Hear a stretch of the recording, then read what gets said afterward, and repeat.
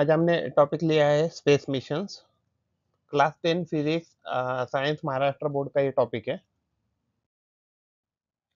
Space mission तो solar system में कोई भी ऑब्जेक्ट है तो उसका क्लोज ऑब्जर्वेशन करने के लिए या अंडरस्टैंडिंग करने के लिए जो भी हम मिशन कैरी आउट करते हैं तो उसको हम स्पेस मिशन कह सकते हैं। समटाइम्स क्या होता है कि अगर हमारा object outside the solar system है तो उसके लिए भी हम क्या करते हैं तो स्पेस मिशन कैरी आउट करते हैं।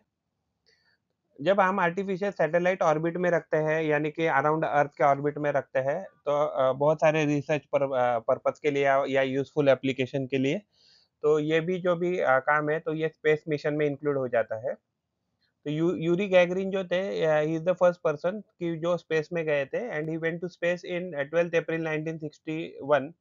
तो वो यूएसएसआर यानी सोवियत रशिया से थे। तो ये यूरी गैगरिन सर की फोटो है।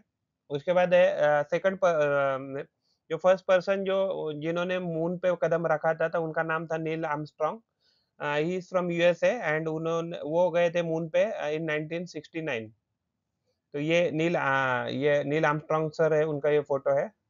उसके बाद ये राकेश शर्मा। तो राकेश शर्मा जो है तो वो गए थे स्पेस में। He is an Indian and वो गए थे स्पेस में इन 1984 इन रशियन एयरक्राफ्ट। तो रशियन का जो स्पेस क्राफ्ट था तो उसमें वो कहाँ गए थे तो गए थे स्पेस में। तो ये राकेश शर्मा सर का फोटो है।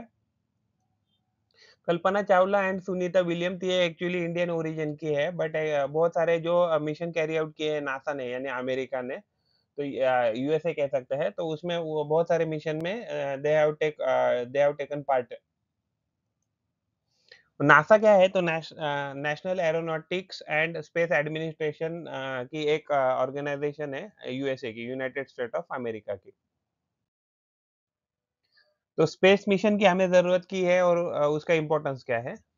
ये कल्पना चावला मैम का फोटो है। उसके बाद ये सुनीता विलियम्स मैम का फोटो है। और ये हमारा एक सैटेलाइट है कि जो अर्थ के अराउंड घूम रहा है। तो स्पेस मिशन जो हम सैटेलाइट छोड़ते हैं तो वो उसके लिए करते हैं to gather the information about world wide event sitting at home. तो हम जो स्पेस मिशन कैरी आउट करते हैं तो उससे क्या होता है अभी इंटरनेट प्रोवाइड हो गया तो उसकी वजह से हम क्या कर रहे हैं आसानी से दुनिया भर की कोई भी इवेंट है या उसकी इंफॉर्मेशन हम by sitting at home we can get that. और इसकी वजह से इंटरनेट आ गया है सैटेलाइट की वजह से और उसकी वजह से हम दुनिया की कोई भी इंफॉर्मेशन हमारे फिंगर टिप्स पे आ गई है अभी।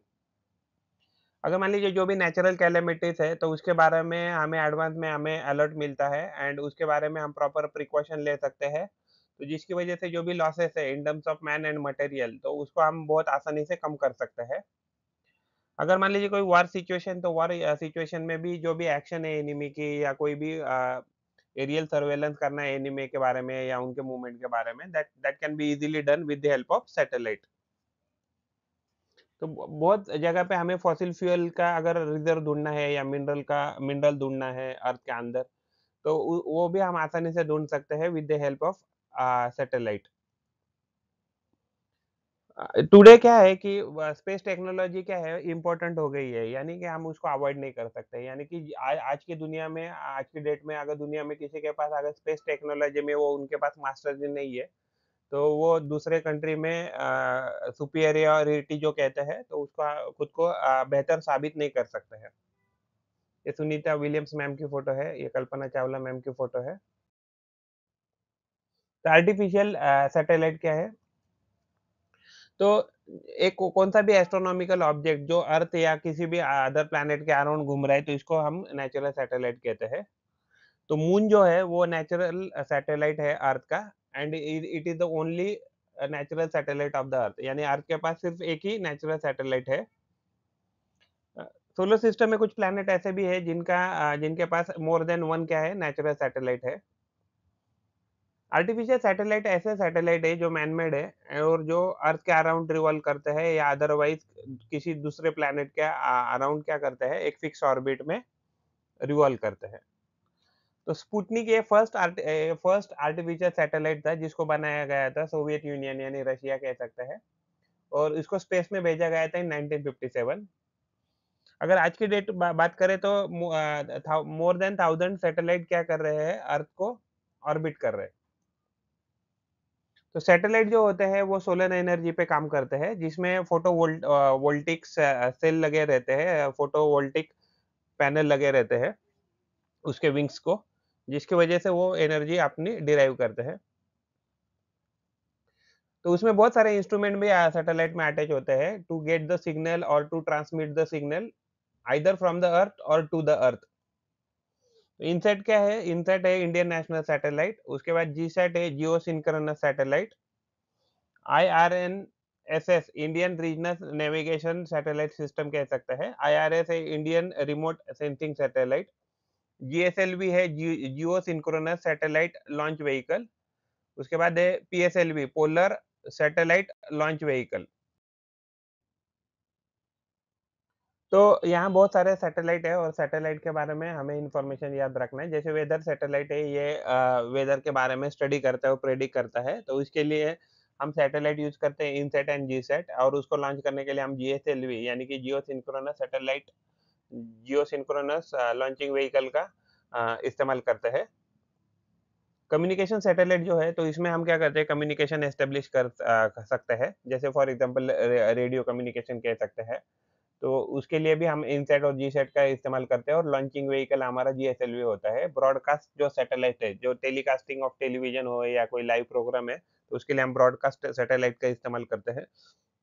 उसके लिए भी हम इनसेट और जीसैट का इस्तेमाल करते हैं, और उसका लॉन्चर व्हीकल है हमारा जीएसएलवी।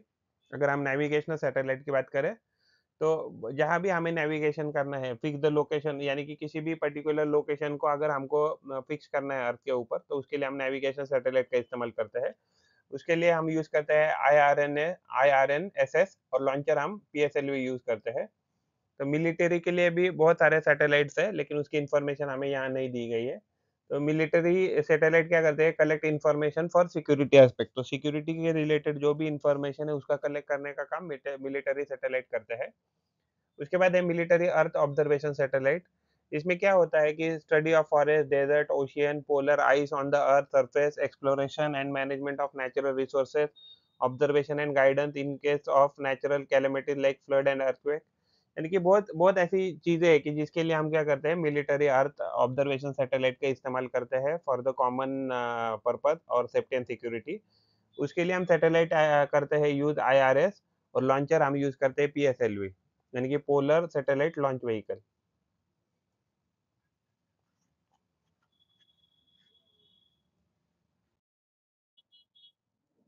आर्टिफिशियल सैटेलाइट और उनके ऑर्बिट।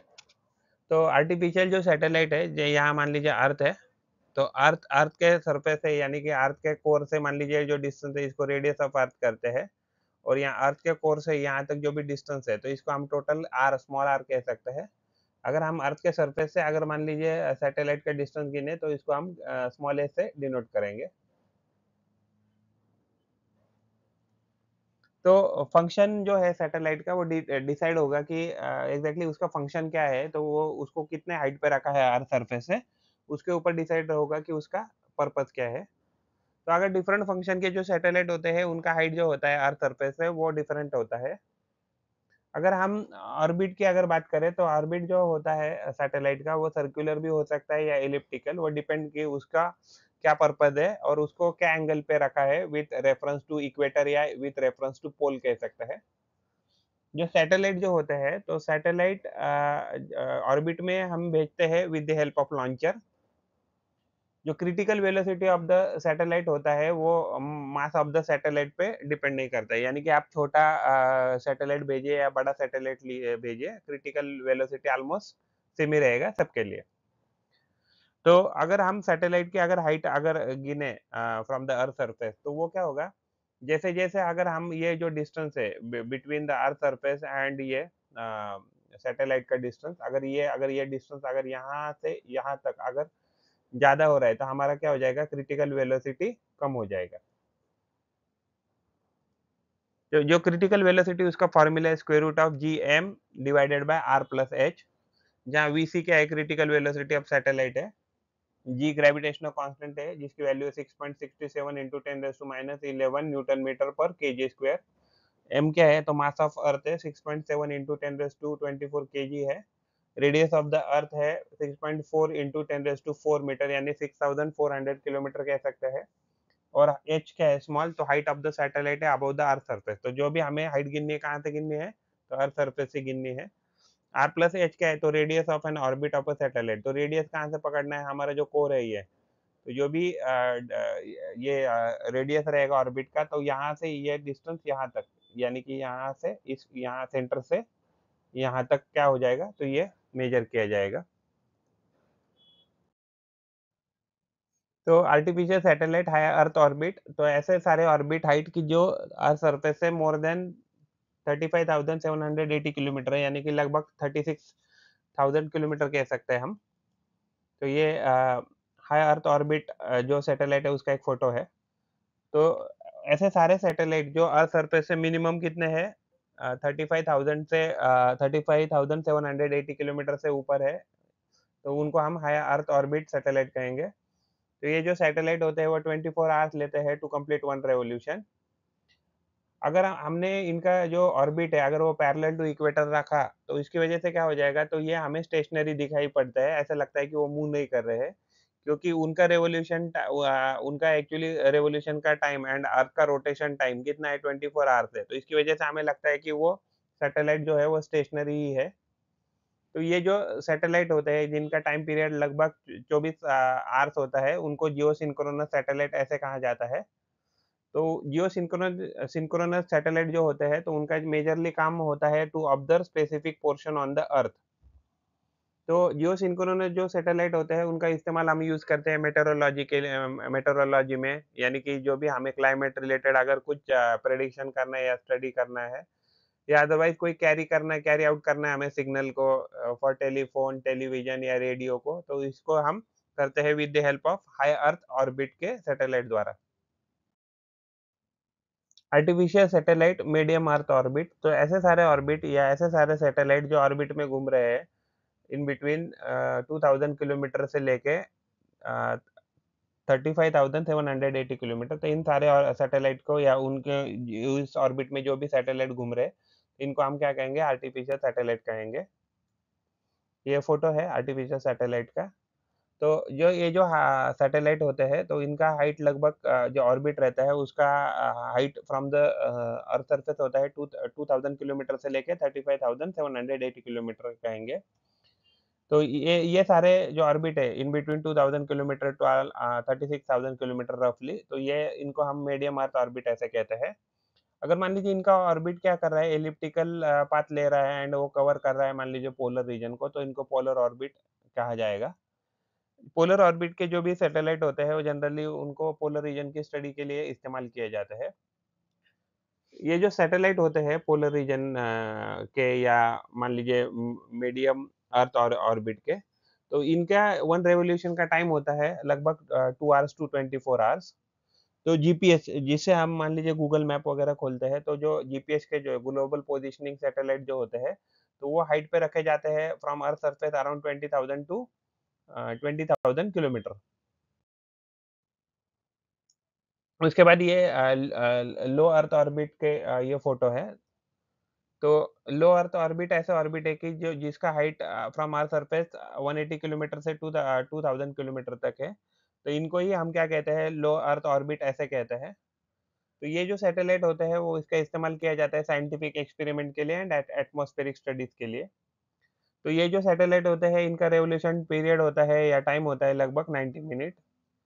जैसे for example international space station लीजिए या हबल टेलीस्कोप लीजिए, तो ये जो है तो ये अर्थ के अराउंड घूमते रहते हैं, और ये कौन से ऑर्बिट में घूमते हैं, तो लो अर्थ ऑर्बिट में international space station and Hubble telescope जो है अर्थ के अराउंड घूमते रहते हैं। तो जो सीओईपी के स्टूडेंट जो थे, तो उन्होंने स्वयं वन नाम का एक सैटेलाइट बनाया था। तो COEP college of engineering Pune, तो उन्होंने इन स्टूडेंट ने क्या किया था, एक स्मॉल सैटेलाइट बनाया था और इसको भेजा था उन्होंने स्पेस में with the help of ISRO in 2016।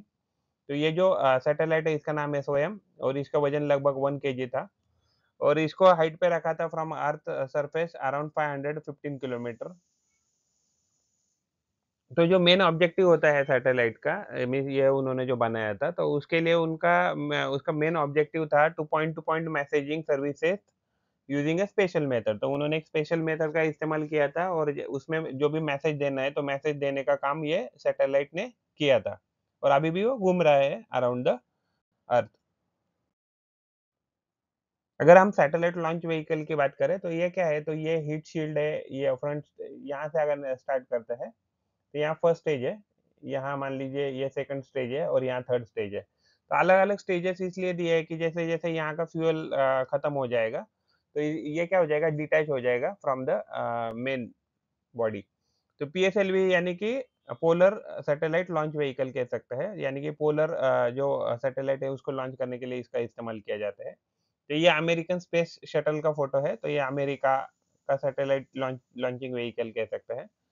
ये बूस्टर रॉकेट सेपरेशन का ये फोटो है, यानी कि जैसे-जैसे इसमें से जैसे फ्यूल से खत्म हो जाता है, तो धीरे-धीरे करके वो डिसइंटीग्रेट कर लेता है और जितना ज़रूरी पार्ट लॉन्च ऑर्बिट में रखना है, उतना ही पार्ट आगे जाता है। तो सैटेलाइट जो लॉन्च व्हीकल है, तो वो इसका इस्तेमाल क्या करते हैं, तो सैटेलाइट को ऑर्बिट में भेजने के लिए इसका इस्तेमाल किया जाता है। जो सैटेलाइट लॉन्च व्हीकल होते हैं, वो बेस्ड होते हैं Newton third law of motion, यानी for every action there is a equal and opposite reaction. तो जो सैटेलाइट लॉन्च व्हीकल होते हैं, उसमें स्पेशल फ्यूल यूज़ किया जाता है और जैसे ही खत्म हो जाता है, एग्ज़ॉस्ट हो जाता है, तो वो उसके जो भी पार्ट है, वो क्या हो जाता है कि सेपरेट आउट हो जाते हैं। शुरुआत में क्या किया जाता है, जैसे ही वो हाई टेम्परेचर में वो उसका जो फ्यूल है, वो एक्सपांड हो जाता है और वो जैसे ही एक्सपेल्ड हो जाता है, नोज़ल थ्रू बाहर आने की कोशिश करता है, तो क्या करता है वो सैटेलाइट ये अपना लॉन्च व्हीकल है, उसको आगे पुश करता है स्पेस में। तो स्ट्रक्चर कैसा रहेगा लॉन्च व्हीकल का, वो डिपेंड या उसका वेट कितना रहेगा, वो डिपेंड करेगा कि आप कौन से सैटेलाइट को कितने हाइट पे रखना चाहते हैं, तो उस पे डिपेंड करेगा कि उसका वेट कितना रहेगा। जो फ्यूल रहता है वो मेजर पोर्शन कवर करता है किसी भी लॉन्च व्हीकल का। तो जो डिफरेंट स्टेजेस जो होते हैं, वो कितने स्टेजेस का अगर लॉन्च व्हीकल बनाना है, वो डिपेंड करेगा कि आपको कितना अर्थ के सरफेस से दूर रखना है लॉन्च सैटेलाइट को। जैसे ही फ्यूल खत्म हो जाएगा, तो एक-एक करके क्या हो जाएगा, fuel tank and engine separate हो जाएगा मेन बॉडी व्हीकल से और वो आइदर वो सी में गिर जाएगा या अदरवाइज़ जो भी अनपॉपुलेटेड लैंड है, तो उसके ऊपर उसको गिराया जाएगा। जैसे ही वज़न आगे जाके कम होता जाएगा, वैसे ही जो मेन जो लॉन्च व्हीकल है, उसका स्पीड क्या होगा, बढ़ता रहेगा। तो जो सारे जो व्हीकल है, वो मिनिमम क्या है, ऑलमोस्ट 2 मिनिमम स्टेजेस से बनाए जाते हैं। तो इंडियन जो लॉन्च व्हीकल्स है, उसमें ज़्यादा डेवलपमेंट अभी हुआ नहीं है। इसकी वजह से हम क्या कर सकते हैं, उसको एक ही बार यूज़ कर सकते हैं। लेकिन यूएसए की बात करें, तो यूएसए के पास ऐसे रीयूजेबल स्पेस शटल उन्होंने बनाए हैं, जिसकी वजह से वो क्या कर सकते हैं, वो उसको कंटीन्यूअसली रीयूजेबल उसने स्पेस शटल बनाए हैं। हाँ, उसमें सिर्फ़ क्या है कि फ्यूल टैंक यूज़ नहीं किया जा सकता है क्योंकि वो डैमेज हो जाता है। तो सैटेलाइट जो लॉन्च व्हीकल है, जो जैसे हम रॉकेट कैसे उड़ाते हैं दिवाली में, तो वैसे ही सैटेलाइट लॉन्च व्हीकल रहते हैं। It is a type of fire cracker in Diwali, sort of launcher का ही काम करता है। उसमें फ्यूल इग्नाइट किया जाता है with the help of fuse और रॉकेट क्या क के किया जाता है, हम प्रोजेक्ट करते हैं स्काई की तरफ। तो जो स्पेस मिशन हमने अवे फ्रॉम द अर्थ कौन-कौन से कैरी आउट किए थे, तो बहुत सारे टेलीस्कोप जो होते हैं, जो सैटेलाइट के ऊपर होते हैं, तो वो गैदर करने की कोशिश करते हैं इन्फॉर्मेशन को, जो यूनिवर्स में जो भी इन्फॉर्मेशन उसके आजू-बाजू है, तो उसको कलेक्ट करने की कोशिश किए जाते हैं। तो जो भी हमारे पास न्यू इन्फॉर्मेशन आती है, उसकी वजह से हम जो सोलर सिस्टम है या यूनिवर्स है या गैलेक्सी है, तो उसका क्रिएशन कैसा हुआ रहेगा या उसका इवोल्यूशन कैसा हुआ रहेगा, उसके बारे में हम प्रेडिक्ट करते हैं। तो escape velocity of a planet क्या होता है? तो एस्केप वेलोसिटी ऑफ प्लैनेट होता है क्या ऑन अ प्लैनेट, यानी कि कोई भी सैटेलाइट है, तो लॉन्चिंग व्हीकल का एस्केप वेलोसिटी कितना होगा? Square root of 2 GM divided by R. उसका वैल्यू आता है 11.18 किलोमीटर। हम रफली इसको 11.2 किलोमीटर पर सेकंड भी कह सकते हैं। तो VSC escape velocity of satellite है, जी ग्रेविटेशनल कांस्टेंट है 6.67 इंटू 10⁻11 न्यूटन मीटर पर केजी स्क्वायर। एम क्या है, तो मास ऑफ अर्थ है 6.7 इंटू 10⁻24 केजी आता है। आर क्या है, रेडियस ऑफ द अर्थ है 6.4 इंटू 10⁻4 मीटर है, 6400 किलोमीटर भी कह सकते हैं इसको हम। तो अर्थ का जो नेचुरल सैटेलाइट है वो मून है। और एक और अर्थ और जो मून है, तो इसमें डिस्टेंस कितना है, 3.84 लैक्स लगभग उसमें डिस्टेंस है, 3.84 लाख किलोमीटर। तो जो मून है वो क्लोज़ेस्ट एस्ट्रोनॉमिकल ऑब्जेक्ट है अर्थ के लिए। तो मून का डायमीटर अराउंड 3476 किलोमीटर है, अर्थ का डायमीटर अराउंड 12,740 किलोमीटर है। लाइट अराउंड 1 सेकंड लेती है फ्रॉम अर्थ टू मून और either from moon to earth to reach. Spacecraft जो हम लॉन्च करते हैं तो उन वो स्लोली ट्रैवल करते हैं, इसकी वजह से they take very long time to reach the moon. If we want to send the spacecraft to the moon, तो it will take around in months to reach the moon. अभी तक जो shortest time जो spacecraft हमने बनाया था, जो moon पे पहुंचा था, वो पहुंचा था 8 hours in 36 minute, 8 hours and 36 minute.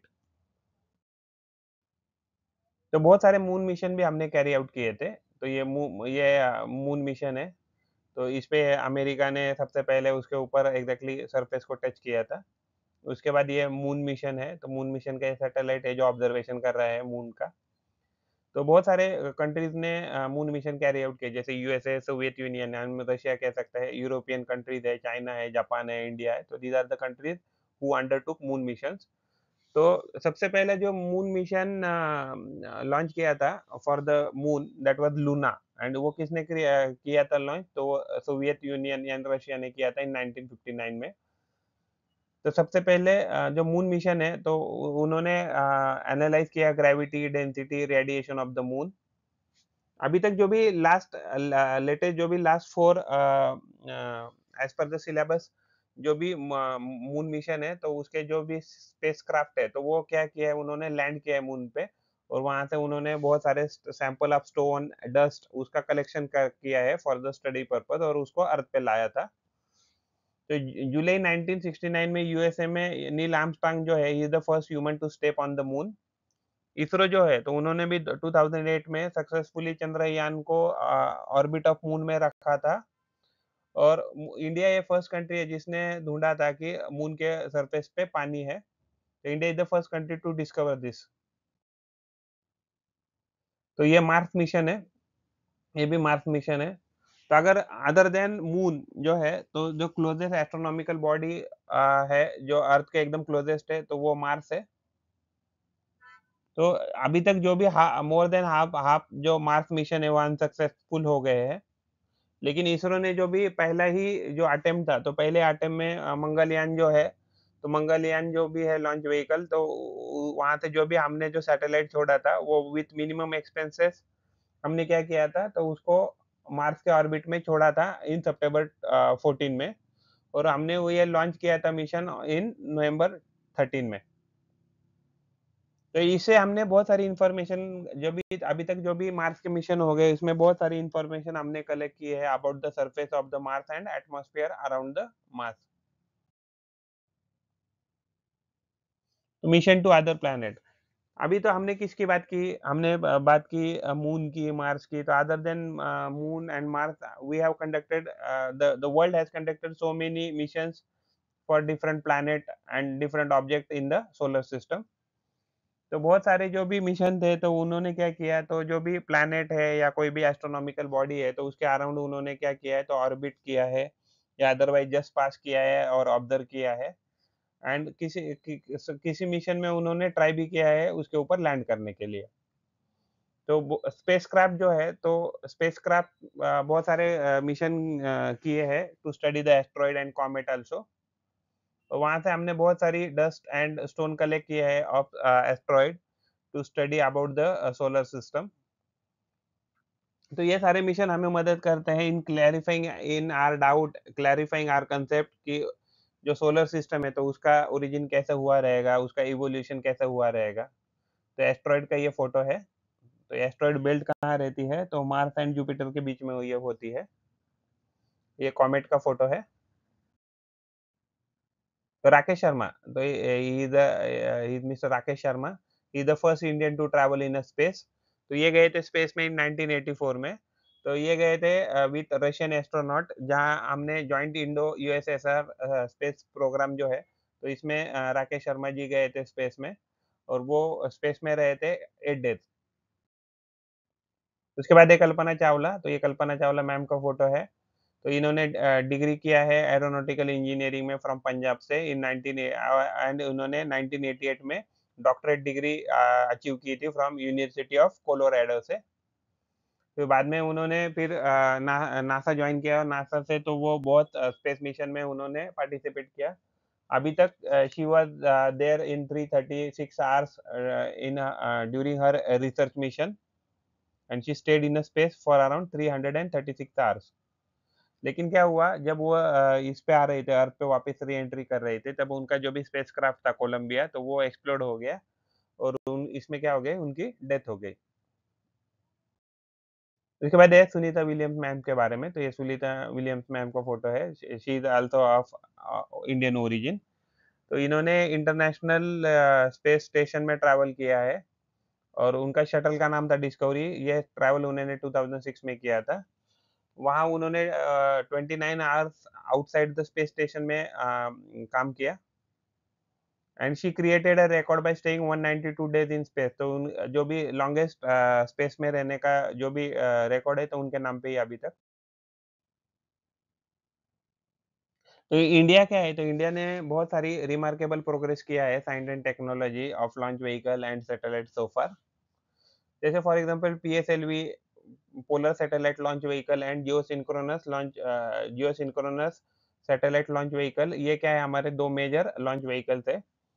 जैसे फॉर एग्जांपल हमारे सैटेलाइट है इनसैट एंड जीसैट, तो ये हम क्या करते हैं उसका इस्तेमाल हम telecommunication, television, broadcasting, meteorological service, climate, natural calamities, उसके बाद मिलिट्री सर्वेलेंस, इसके लिए बहुत सारी जगह पे हम इसका इस्तेमाल करते हैं।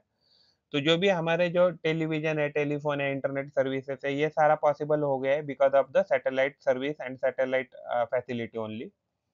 तो एजुसैट जो सैटेलाइट है उसके लिए उसका इस्तेमाल हम सिर्फ प्योरली एजुकेशन फील्ड के लिए करते हैं। जैसे आईआरएस सैटेलाइट है तो उसका काम होता है monitoring and management of natural resources and disaster management. तो disaster management and natural resources का जो भी काम है वो कौन करता है, तो आईआरएस जो सैटेलाइट है उसके द्वारा हम करते हैं। आईआरएनएसएस जो सैटेलाइट है तो जो जीपीएस हम कह सकते हैं या अदरवाइज हम कह सकते हैं कि लॉन्जिट्यूड एंड किसी किसी पर्टिकुलर लोकेशन अर्थ पे जो भी है लॉन्जिट्यूड लैटिट्यूड, तो उसके लिए हम आईआरएनएसएस सैटेलाइट का इस्तेमाल करते हैं। तो सैटेलाइट लॉन्च व्हीकल बहुत सारे सैटेलाइट लॉन्च व्हीकल है इंडिया सेंटर से इंडिया में। जैसे फॉर एग्जांपल तुम्बा तिरुवनंतपुरम में है, श्रीहरिकोटा है, उसके बाद चांदीपुर ओडिशा में है हमारे पास लॉन्च सेंटर। उसके बाद स्पेस रिसर्च ऑर्गेनाइजेशन है जो विक्रम साराभाई स्पेस सेंटर तिरुवनंतपुरम। तो ये जो फोटो है तो ये विक्रम साराभाई स्पेस सेंटर तिरुवनंतपुरम का ही है। फिर Satish Dhawan space research centre Sriharikota and space application centre Ahmedabad. तो ये अलग अलग रिसर्च ऑर्गेनाइजेशन है कि जो स्पेस रिलेटेड एक्टिविटी में रिसर्च करती है एंड स्टडी करती है फॉर इंडिया। तो ये श्रीहरिकोटा का फोटो है। उसके बाद ये इसरो है, तो इसरो एक इंडियन स्पेस रिसर्च ऑर्गेनाइजेशन है। तो it's one of the biggest organisation in India which works for the space work and space research. तो Vikram Sarabhai, he is the first person actually who pioneered all the activity and all the research in the related to space in India। तो ये sir जी की photo है Vikram Sarabhai sir की। तो he is considered as the father of Indian space program। तो इनकी वजह से ही फिजिकल रिसर्च लैबोरेटरी हमने एस्टेब्लिश की है अहमदाबाद, जो मेजरली काम करती है related to space related activity. तो जो सबसे पहले जो हमने इंडियन नेशनल कमिटी बनाई थी स्पेस रिसर्च के लिए, तो उसके वो चेयरमैन थे। तो उनके लीडरशिप पे ही हमने क्या किया था, जो फर्स्ट लॉन्च सेंटर था 1963 में जो थुम्बा में हमने क्रिएट किया था। तो it was done under his leadership only.